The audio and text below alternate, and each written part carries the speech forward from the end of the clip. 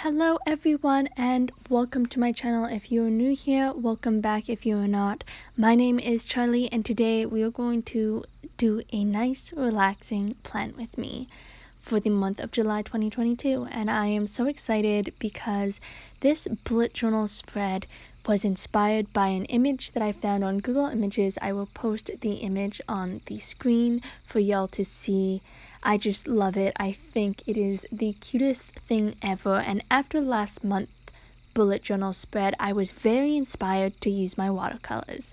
Now, I do want to preface this by saying if you do not have watercolor paper, then your page will buckle, and I am not using watercolor paper.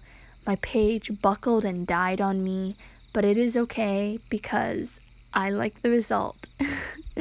So maybe I won't use as much watercolor next time, but I got the whole watercoloring out of my system for this spread. And I rather it be a summer spread than a spread where I know that I'm going to be using my bullet journal pretty much every single second of every single day, which would just be during the busier part of the year, like November. So yeah, and this theme I think is really adorable. It's fireflies. I realized that although I spent all of last year challenging myself to do a bullet journal theme every month of a different animal, I never actually chose an insect or a bug, which is kind of interesting to me because I am definitely one of those kids who used to catch bugs and frogs and just a bunch of other amphibians and fish. I also used to fish, but yeah, that's interesting because I also didn't do a fish bullet journal spread ever. Anyways, as I am reflecting upon my past decisions, I just want to say that this spread I love. I think it is adorable, but I also have to admit that I overdid it. I would have totally been fine to stop this bullet journal spread as it is right now with me laying out the July title in watercolor, but instead I decided that I had previously gone over the jar with a Tombow dual brush pen in the color gray to provide some shading, and that to me didn't show enough because I had used watercolor and then I had my brown stick inside the jar, so I went over with some blue color for shading because the jar has to have a color, and that was a little too much for me because it added a fifth color to the color scheme that I already had planned out. I really would have liked it if I just kept the spread how it is, but I also have to admit that by adding that color in that jar, I did add depth to it. And the bugs I also added some color to because I couldn't resist. I just love watercolor so much. I think it is one of the best mediums out there. Let me know what is your favorite medium to use, be it pen, pencil, marker, paint. Now we are on our calendar spread, and I was very worried about this calendar spread because, as you can see, I am doing something that I've never done before, and that is I am making my calendar spread one page. And that is because my schedule is ever changing and I like my bullet journal to fit my needs, and I decided that since I'm not going to be using my calendar spread as much this year, I decided to kind of give myself more room to write jot notes. And I am very pleased with how it turned out, but I am a little nervous because I don't know if I'm going to regret the words that I just said about this month. Now, the calendar spread to me looks really nice, and I did the watercolor again on both pages, but I decided it wasn't truly enough. So I went over with marker. This is a mild liner in the shade Violet, and I just love it. I think it ties in this calendar spread really well and makes it look a little more rendered and professional.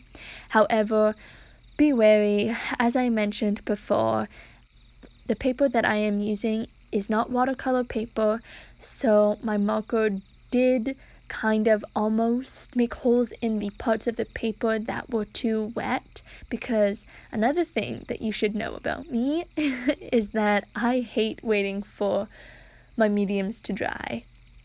It is the most time-consuming thing, and so I just went along with it. And I suffered the consequences, but if you are not ready to suffer the consequences with me, then just beware of that. Just wait till it dries, and then everything will be fine and dandy. And as for this jot notes page, you can see it's really simple. I added some fireflies, and that is about it. I didn't write a title because I have no idea what I'm going to use the page for.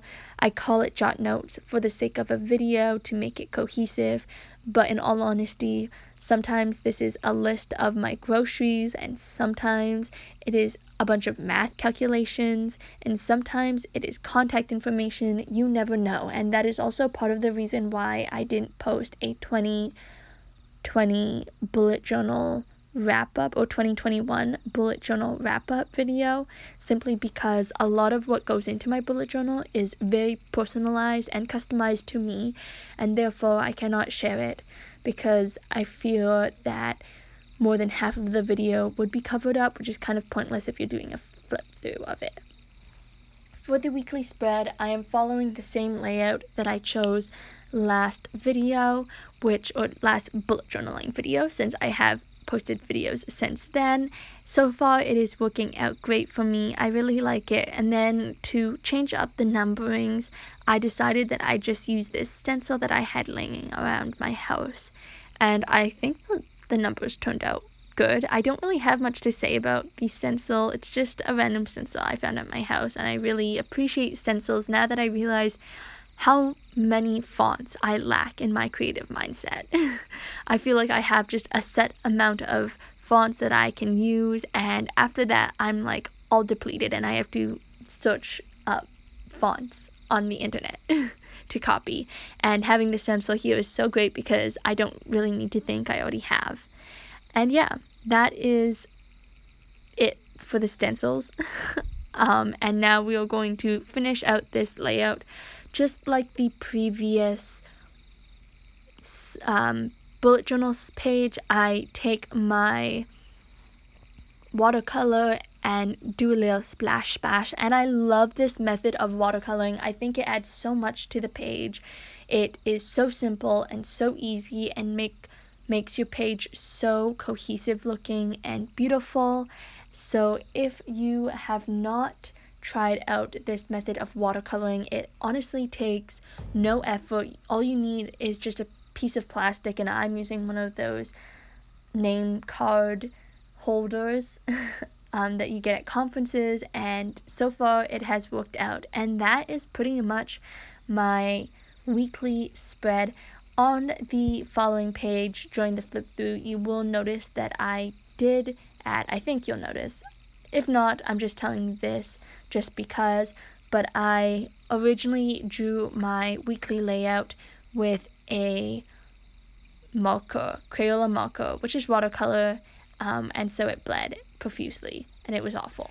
And we are nearing the end of the video. Next we have the flip through, and I have to admit that this was so much fun to make.